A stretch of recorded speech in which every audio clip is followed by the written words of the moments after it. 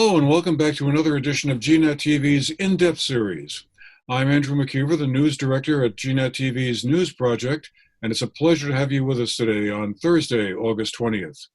It's also a great pleasure to be joined today by Professor Richard Clark, who's a professor of political science at Castleton University and also was a founding director of their polling institute that for many years was an invaluable resource to people like me and to many others who found their information gathering really useful and important. Professor Clark, a real pleasure to have you with us today, and thank you for making the time to talk with us. Well, it's my pleasure to be here. Thank you. Well, this is a great time to talk about polling. We read about polls in just about every news story that's coming out about politics and a whole range of other things, but I guess just to kind of get us started here, I wondered if you could walk us through how polls are conducted. I mean, many of us have probably had the experience of getting a phone call from someone who's doing a survey of some sort or another. But is that how most polls are done, by the phone, or are there other ways that folks are contacted?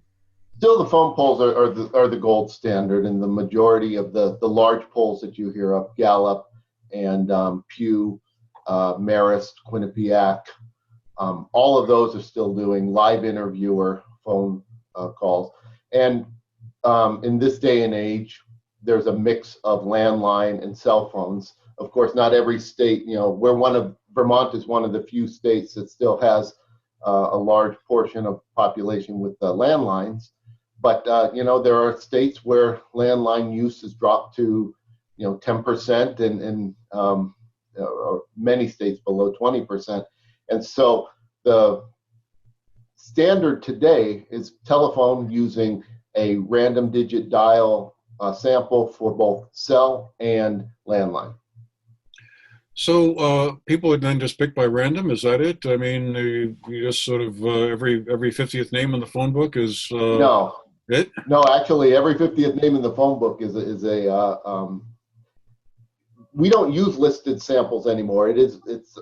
So we know, for example, to do a poll in Vermont that we're all in one area code, and that makes things a little easier. So we use the 802 area code. We know what exchanges are available, and some exchanges have been set aside for cell phones. Some exchanges have been set aside for landlines. Those exchanges are those first three numbers of your 7-digit phone number.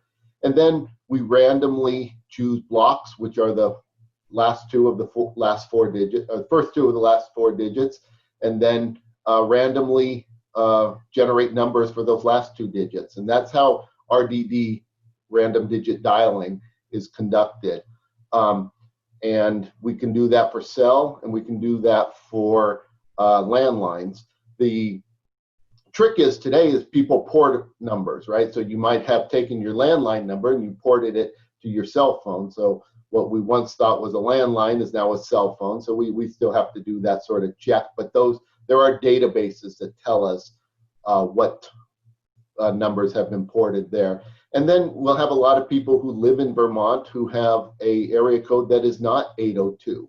So we also supplement our samples with billing addresses, so that we know that a cell phone that where the billing address is in Vermont, we're likely to include them in our sample. I know there's a lot of question about the reliability of polls. I mean, Sure. How do we know polling numbers are reliable and accurate? Well, that's a great question. And, when I talk to people, especially after 2016, I ask them if were the polls reliable in 2016, and nobody thinks they were. And the truth is, by our historical standards, they were pretty spot on, the national polls. And I do want to make that distinction between the national polls and the state polls. With the proliferation of polling is also a proliferation in methods. So there are polls now being done by robo-phones where they'll call your landline and it's an automated recording, all these different methods. But how we know that polling is reliable is the degree to which the polls that are conducted close to the election reflect the election results. We spend a lot of time talking about horse race polls, who's ahead in the polls, who's down in the polls, and I really think that takes away from our time as citizens talking about issues. We should be talking about issues. But the horse race polls help us understand who is supporting a candidate and why. So they have that value. But the real value in my mind as a pollster of the horse race polls, it's the only empirical evidence that our polling actually reflects the public opinion. Because we can take our polling, the polls that are conducted right before the election, show our methods and say, hey, look, it closely reflects the voting population. Therefore, then when we talk about presidential approval or dissatisfaction with the government or support for Black Lives Matter or any other question, attitudinal question that we ask, we have some confidence in that we reflected the public's views on those issues as well. So, and what is a typical margin of error? I mean, that's another term that gets tossed around a lot. Certainly in 2016, the margin of error was a big factor in the Clinton-Trump race there. Right, because when the election is separated by only a couple percentage points and our average margin of error is 3 to 4 percentage points, you really can't say definitively that one candidate's going to defeat another. Typically, national polls, you're going to see between 3 and 5%. The better polls, the larger polls, are going to be closer to 3%, and the less I want to say expensive, but the less reputable polls often will have a higher margin of error. But the other factor is that there are a lot of polling done with different methodologies today to save money. So there's these robo-polls that are supplemented with either mechanical Turk or some online convenience sample. And those polls, they'll sometimes present a margin of error, but there are greater sources of error that to concern ourselves with than that margin of error. There's a bias built into some of these polls that the pollsters aren't always genuine in discussing. Now, has the coronavirus pandemic affected polling in some way or another in terms of different techniques, or is basically, since it's all on the phone anyway, nothing really different from years past? Well, they haven't affected a lot of the techniques, but what we did notice when we first started lockdowns back in March and then April, response rates actually increased. And this has been a problem with polling since 2000, that our response rates have dropped significantly. The Pew, to their credit, publishes their response rates, and their response rates, and this includes, so how many people that they try to call do they connect with, and how many people that they connect with actually participate. If you take that number and you factor that into the response rate, Pew is reaching about 9% of the people they attempt. That's hard to endure back, in the 70s when we used to have response rates in the 80 percentages, So when the pandemic first struck, pollsters were getting online and talking about this quite a bit, that all of a sudden response rates went up. And I think it was just a case that people were home and then, phone rings. It's like, oh my God, human contact. I'm participating. They're starting to level off again back to normal. Now, there's also several different kinds of polls, I guess.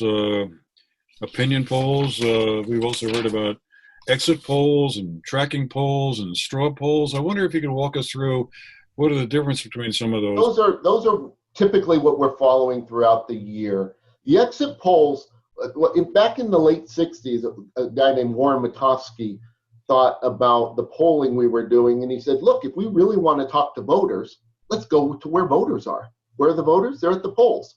So he was working for CBS at the time, and he started in 1967 the first exit poll, where they would confront people coming out of the polling place and ask them right there who they voted for, why, and there would be some issues there. And that was the start of the exit poll. But what Matofsky had in mind with the exit poll was never to help predict the election. It was never to give the networks a leg up to help them call the race faster. The idea was to help them explain the election. And over time, as the competition to be the first to call a race increased, they started using the exit polls for helping to predict and make those calls. And so the exit polls got morphed into that sort of another horse race issue. But Matovsky's original purpose hasn't been lost. Edison Matovsky is doing a lot of the exit polling still today. And those exit polls, after months after the fact, scholars go through them quite a bit because they really do a great job of help explaining the why. You go in and you pull the lever for either Biden or Trump. We don't know why you might have chosen. Did you choose Biden because you hated Trump, or did you choose Biden because you love Biden? The exit polls help us explain the voter sentiment, help us understand the reasons for the different choices that are made.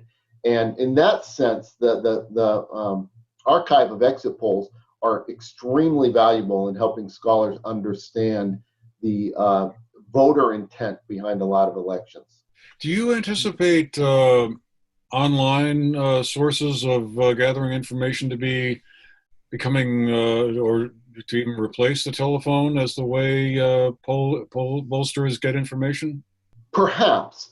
We've been talking about this for now over a decade, that the online polling was going to replace telephone polls, but it just hasn't come about because we still lack what we call a sampling frame. We still lack any enumeration of citizens based on their online presence. There's no one ID that we can use the way we can with a phone number or such.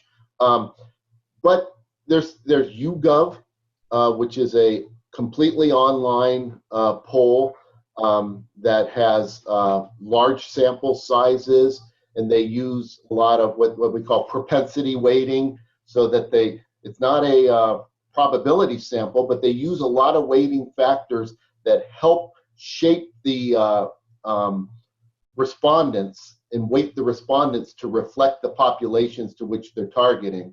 They do that a lot. Pew has a complete online sample, and Gallup has a complete online sample that they use too. And they measure that against their phone samples to try to keep the weighting and try to keep those samples as representative as possible. So there's probably more poll questions being asked online today than there are by the phone. But the phone samples still, because the phone polls, probability samples on phone, are still the gold standard. The online polls just haven't been able to replace those yet, because without the weighting that we gather from the phone samples, we wouldn't know how closely our online samples are reflective of the population. Have you ever sensed that polling information, when it's published, let's say in a newspaper or on television, shows that a certain candidate is like way ahead of somebody else, that is in fact an influencer itself to push more people towards that person who may be leading, or maybe it has the reverse effect? Are we measuring public opinion, or are we creating it to some extent? Exactly. I mean, that's the great fear, that by producing horse race polls, that we either suppress voting or that we influence or create a rallying effect for the winner. We see that a lot. Where that comes about is in what we call the silent primaries. Before anybody casts a vote, they have to raise money, and often their polling results are used to help them raise the money. It's kind of, as pollstered, well, as an academic pollster, we don't like to be used that way. But before anybody casts a vote, what other measure do you have of a candidate's viability? That's what's out there. But there's been a number of political science studies that have asked that, are the polls influencing who shows up on elections?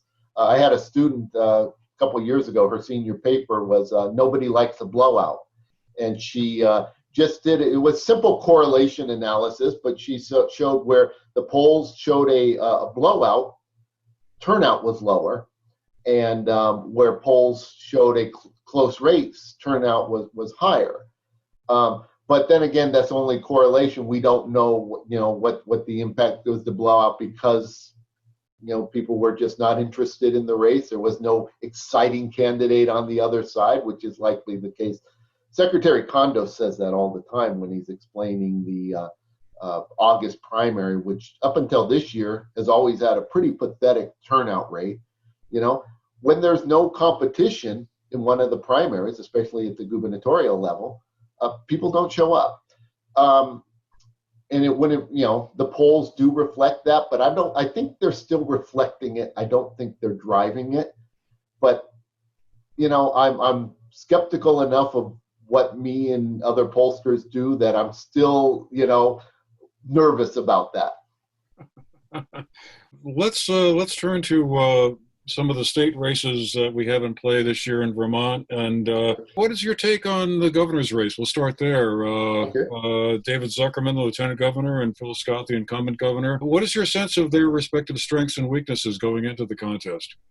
Well, first I want to say there was a poll come out from VPR and Vermont Public Television recently that showed how the high favorability ratings that Phil Scott has received on both how he's handled COVID and how he's handled race relations. And I've heard those a lot of times being reported and conflating those with approval ratings generally or with political support. And I think we need to be cautious about that. You could be very appreciative of how the governor has handled these two issues and still go pull the lever for his opponent. That's not inconceivable, that a Democrat still wants to see a Democrat in that office. And so I don't want to conflate those high numbers that he's had there. That being said, it was 1962 the last time Vermont has turned out an incumbent governor seeking re-election, and that was, as everybody always points out, that was the election of Phil Hoff, and it made the gubernatorial race actually competitive for the first time in Vermont after 100 solid years of Republican leadership. So it's the incumbent factor, I think, is prominent. And if you were a betting person, you'd say, well, Phil Scott has that going for him. Vermonters don't like to turn out a sitting governor. But if 2016 taught us anything, don't expect normal to continue. Normal's only normal as long as it continues, and things can change. Nevertheless, the weirdest thing, not the weirdest, but the most amusing thing to me about the poll that VPR and Vermont Public Television did was that Scott's support is more likely coming from the Democratic Party than from his own party, the Republicans. And in a general election, the Republicans don't have any other place to go, even while Democrats do. So I have to say that the governor is in a pretty good spot. I mean, David Zuckerman has all the progressive bona fides. He's a strong candidate. It's not a shoo-in. I'm not making any predictions here, but you have to like the governor. If you're in the Scott administration, you have to like the governor's chances for re-election. Let's turn to the lieutenant governor race. We have a very interesting race there, I think, between Scott Millen, who ran for governor once before in 2014 and almost pulled off what would have been the upset of the century by defeating then incumbent Peter Shumlin, and newcomer Molly Gray, who a year ago I don't think hardly anybody had heard of, and came on and defeated Tim Ashe, the Senate Pro Tem, which by a wide margin, not just a couple of points. It was an extremely well-disciplined campaign. I noticed on my Facebook, I would get the Molly Gray ads. I saw them in Twitter. My wife received, I don't know how many phone calls from her campaign, and they were really well done. They were personable people on the other end. They stayed to their scripts. I thought her campaign was just really, it was professional. It was a really, really strong campaign. And, Tim Ash also had the burden of, dealing with the, Senate business still. And he's, working on this higher education committee for the legislature. And, he was doing a lot of his campaigning, or where one would have been campaigning, he was doing these in open forums about legislative business.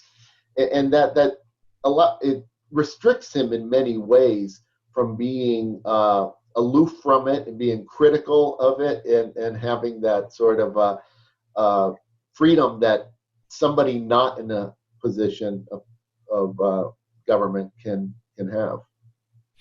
So do you think Molly Gray has some advantage to being a young newcomer who is kind of a blank sheet of paper for a lot of people? Scott Millen has run twice, in statewide races, so as I suppose more of a name recognition benefit. But trying to kind of assess who's going into this with an advantage is kind of hard for me. And Vermonters like to split their ticket. They like, when we had Shumlin as a Democrat in the governorship last time, we continued to elect a Republican as lieutenant governor, and Phil Scott, right? Vermonters have had a lot of that. If you think about it, I guess what Brian Doobie and was Douglas's lieutenant governor, and I think maybe that was the last time, and you can correct me if I'm wrong, that was the last time that one party had both of those positions at once, because as soon as Phil Scott took the governorship, a Democrat went into the lieutenant governor's spot in Zuckerman. So it's a funny thing.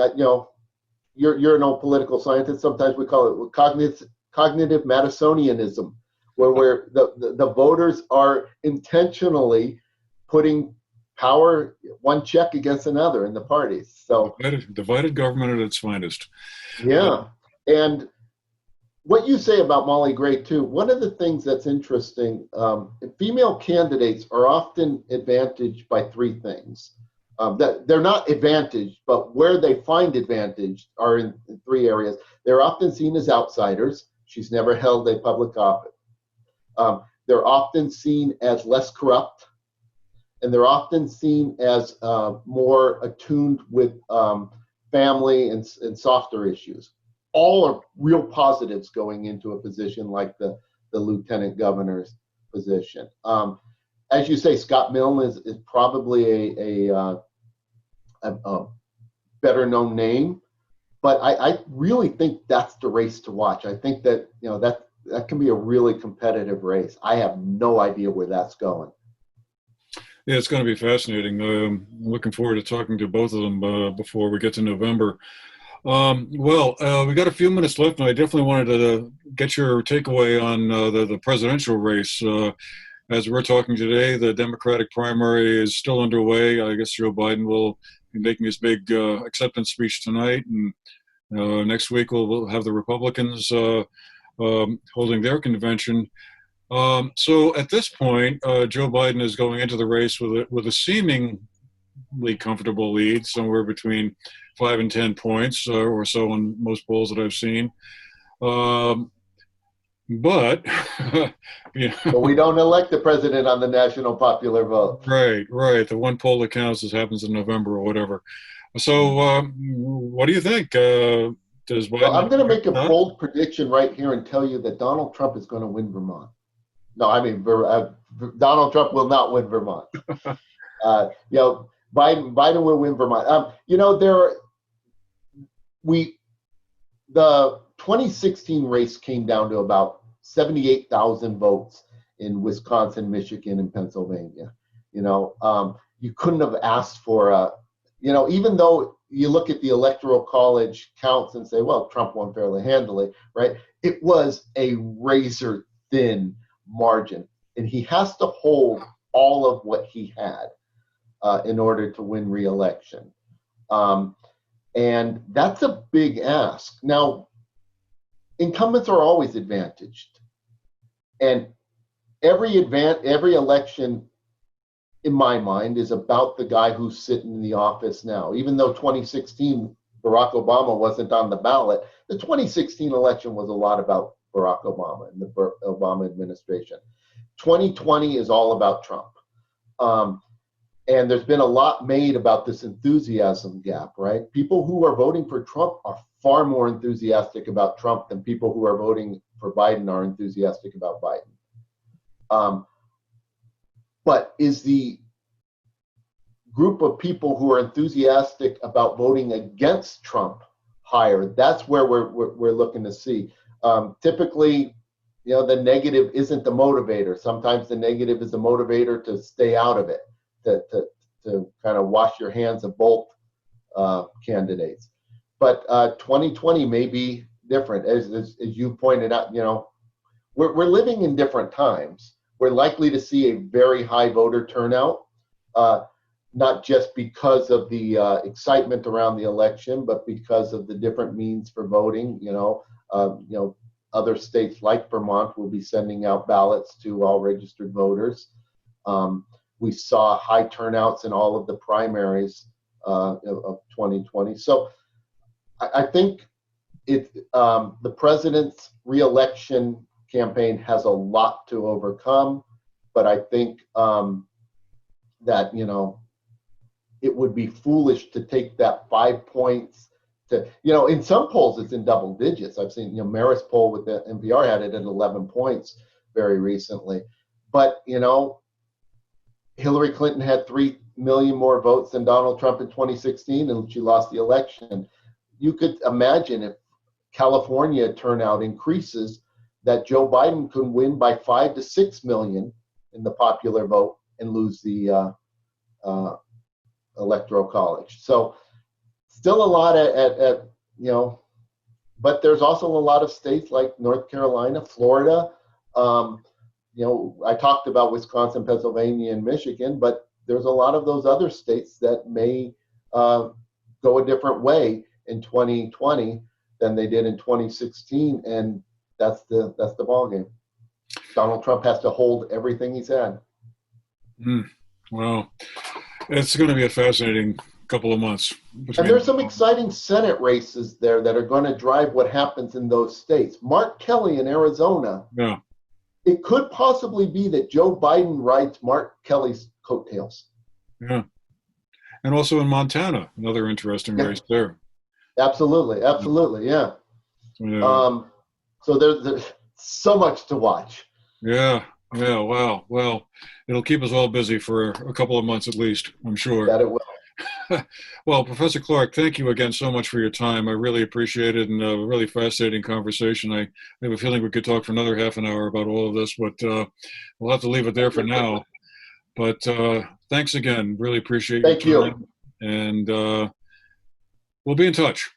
Okay. You be well. All right. Thank you very much.